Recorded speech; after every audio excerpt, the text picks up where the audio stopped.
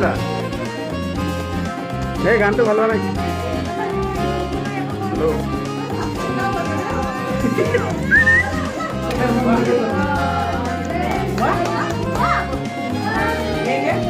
এই আমাৰ গায়িকা মণ্ডলী এইফালে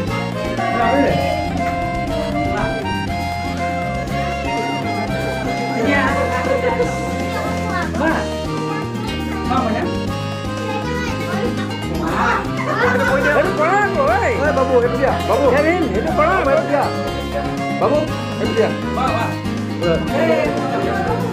মই নাজানো ক'লে ক'লে আছিলে সেই ৰঞ্জনে গান